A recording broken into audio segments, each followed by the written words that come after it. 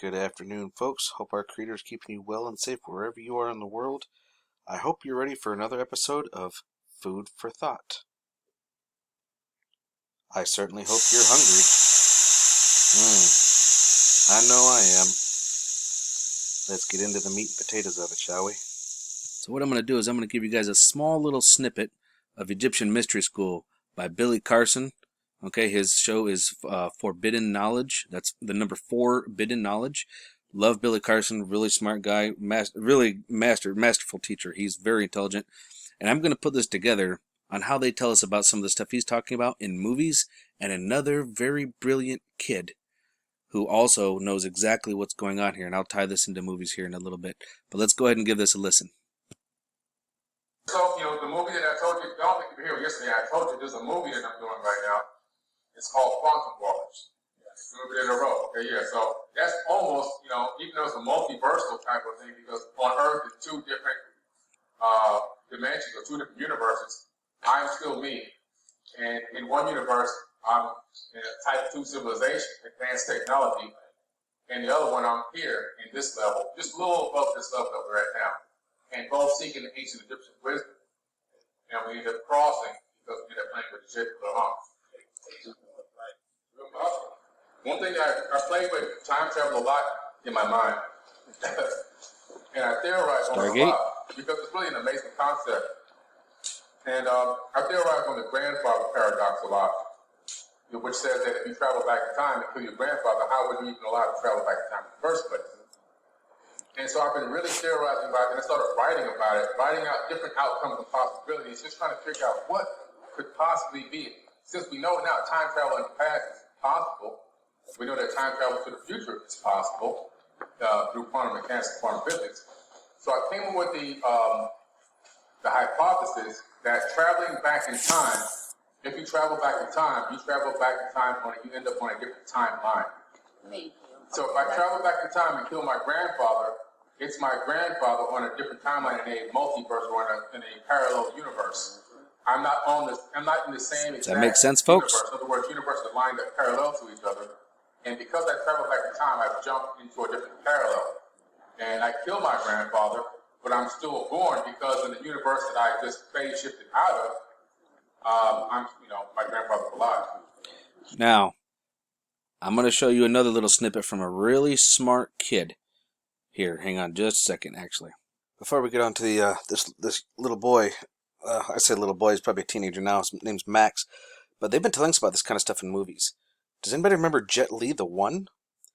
It's a 2001 American science fiction action film directed by James Wong, blah, blah, blah. Basically, the film, which deals with the concept of multiverses and interdimensional time travel, follows Gabriel Yulao, Jet Li, a rogue agent who travels to parallel realities in order for him to kill other versions of himself to become a mythical super being known as the One.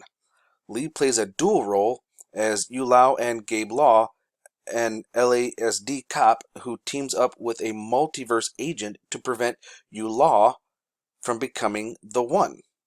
So basically what happens, like, say if the bad Jet Li, he kills all of these other Jet Lis in multiple universes, in multiverses that are along on one side of the scale and the other, he becomes the strongest one of all of them. He gains all this knowledge and wisdom, speed, strength, and he becomes like a super being. Okay, this is actually a really good movie. I think everybody should come and watch it. There's so much action in it, and it's really kind of mind blowing, and that's one of the reasons I liked it so much. But I just find it funny that they're talking about this here, and yet Billy Carson is also kind of talking about same thing, but different dimension. It's a different timeline, different multiverse. So that's pretty interesting. Let's get over and see this Max kid. This is the channel I'm at, and we're going to talk about Max Logan. We're going to listen to Max Logan go on about CERN and the Mandela effect. Here we go. Let's finish this and see if we can at least understand straight lines here. Right. And the Mandela effect. Right. So, universes that are right next to each other, and as I said, these are infinitely close yet infinitely far away from each other. We have our universes. And the farther away a universe is, the more different it is because of each individual event. Now, the distance and amount of universes between these 2 lines is infinite. Like, it's kind of crazy. You can't draw it or visualize it. It's just infinite between each line, and then an infinite line between their lines, and lines and lines and lines and lines, infinite over and over again. But anyway, somewhere down in infinity over here, we have a parallel universe, right? And in this parallel universe, maybe it's completely different. Like, everything is completely different. Like, maybe our entire existence is nothing and never will happen, but maybe maybe time's running backwards, or maybe everything is slightly off in a way, like universes aren't created from nuclear reactions, more just form, and then nuclear reactions occur, which then create more universes, which then reverse to create other universes. As I said, infinite universes, infinite everything. So there's an infinite number of possibilities. And even as I speak this, my very speaking of this is creating an infinite number of universes, and in one, and in many of them, this is exactly possible. But, okay. Because so we are so creators. we can wrap this up, the Mandela effect, and let's have at least one human being who might watch this potentially. Where have we known about multiple possibilities in universes and outcomes and things happening? They told us in movies. Does anybody remember a movie? We all right? You guys remember this movie? This part here? Doctor Strange. He's interdimensional. Back here. Hey, what was that? Went forward in time to view alternate futures, to see all the possible outcomes of the coming conflict. How many did you see? 14,605,000. How many did we win?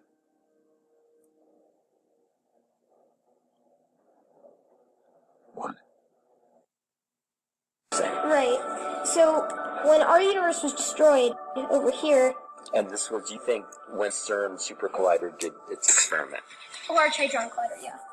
Or the headline? Large Hadron Collider, right. Okay. And, so after our universe and timeline was destroyed, we were, let's zoom this in a lot, zoom, zoom, zoom, zoom, zoom, and the universe that's directly next to ours, it's just directly next to ours, energy cannot be created nor destroyed, only transferred from form to form. But if there are an infinite number of universes, then there's 100% chance that this happened, at least maybe in another universe, maybe not ours. Then again, there's also an infinite chance that this is our universe. So, if this one was eliminated, all the energy from this universe created or transferred a universe that was right next to us. So the original universe is mirror, mirror on the wall. The transferred to universe is magic mirror on the wall. Right, and even if you have quantum data or other things that possibly could help calculate these claims, then you'll find that there's a fluctuation pattern of which our universe is on a similar plane. So if this is our plane, there's a universe in this plane, which means that this is a larger dip and this is a smaller dip. So that way there's a fluctuation in our reality of actually things that are real to us but are different in other realities. It is a consistent fluctuation, and I think this fluctuation is known as the Mandela effect for some things, and a lot of things are the same, but other things are Frequency, very algorithm. different. So in this universe, it's pretty much exactly, a vibrational wave. almost exactly the same as ours, for the fact that we're all here, almost, and that everything that we see is pretty much the same. What do you mean almost? Almost as in, like, I don't know. There's an infinite number of possibilities, so there has to be at least an infinite possibility that somebody on this planet is gone from that time. Or maybe there is an infinite possibility that there is. But the point is that it's a parallel universe to ours. So it is not our universe. It's just not ours. But... So we are now not in the same universe that we were in when Mirror, Mirror on the Wall was a part of a film. Well, that's what I'm theorizing, yeah. Different universe. Exactly, completely different universe. Even though it looks almost otherwise actually, completely the same. Is exactly the same, except for that 0.0000000000000000000000000000000000000000000000000000000000000000000000000000000000000000000000000000000000000000000000000000000000000000000000000000000000000000000000000000000000000000000000000000000000000000000000000000000000000000000 difference. Right. And that 1% difference is large on our scale, or even small on our scale, but it's still different. Enough that it's able to contain our energy, but not enough that it's the same. As I said, it's a parallel universe. It's not the same as ours. And if we have to arrive at the same time that we left, then there has to be difference. There's that fluctuation. And one of these fluctuations was maybe something different. Maybe This kid one is such a person genius. decided to walk on the other side of the sidewalk, as it is uncertainty. At least in our future. I mean, if you're in a higher dimension like the fifth dimension or looking on a fourth dimension, uncertainty is just a matter of which way you're going, like a road. But to us, uncertainty doesn't happen because we can only see the present as it's happening. But anyway, yeah, so parallel universe fluctuations. So, Mary, is it mirror, mirror on the wall or magic mirror on the wall? Mirror, mirror. Definitely a vote for mirror, mirror. Right? Luke? Actually, there was a movie that was done. Julia Roberts was in a movie called Mirror Mirror. Yeah. Based off of that quote. Right, but maybe that movie is now called Magic Mirror. Actually, I checked. It's mirror. Okay, so they didn't change that. Right, but then again, there's parallel universe where they did change that. Or we just shifted into parallel universe, but that also changed. That one thing also changed. And you can find that multiple things have changed. Where it wasn't Julia Roberts, it was Meryl Streep. Right. Again, I think what's exciting, and someone who is less sophisticated than you, like myself. No. Everybody is exactly the same. Everybody pretty much is equal, just in different ways, more accurately. Like, one person is equal in maybe his ability to identify multiple different forms of color, but to him, that's just regular. Right. What's the name of that crab or something that hammers the mantis people? shrimp?